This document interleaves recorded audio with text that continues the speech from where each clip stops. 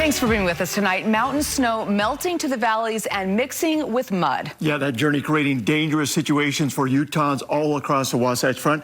We have team coverage tonight on the impact of our record snowfall as avalanche dangers, of course, reach the lower elevations, and the reality of the rest of the melt season begins to take shape. Starting tonight in Fruit Heights, where a mudslide had a couple trapped this weekend, neighbors and first responders scrambled to help them. The couple is now out of the hospital and recovering at home.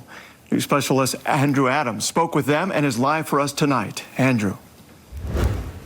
Well, the husband and wife are both recovering from leg injuries. You'll see the husband in a second has a really scary story to tell. He says he only had a couple of seconds to react, and that wasn't nearly enough to get away from the slide.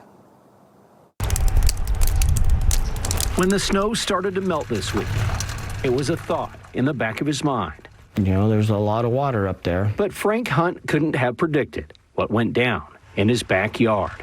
You see how forceful it is when it takes out a barn and a tree and everything else. Saturday's mudslide began as a trickle from the hillside. Probably an inch or two deep and 6 inches wide. It was going right into my chicken coop, and I was worried about the chickens. As Hunt hurried to divert the water, the situation went south. All of a sudden, there's a crash. My neighbor yells at me and says, "It's coming down, get out." And it came down very quick. Like I say, I had 3 seconds at the most to move and get out of its way. Before he knew it, Hunt was overcome by the slop. Came up behind me and just pushed me. I blacked out for 30 seconds maybe. And when he came to, both he and his wife were injured and in need of help. They're trying to help me out. You know, they're trying to cut branches away because I'm pinned down with sagebrush. The cop that was pulling me out, he sank to his knees.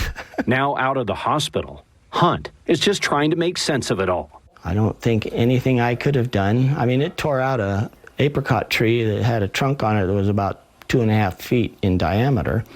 Took it right out. He's concerned about the runoff. The water just started building up there from all this snow. And he fears this may not be the last of it this spring. So yeah, that worries me a little bit.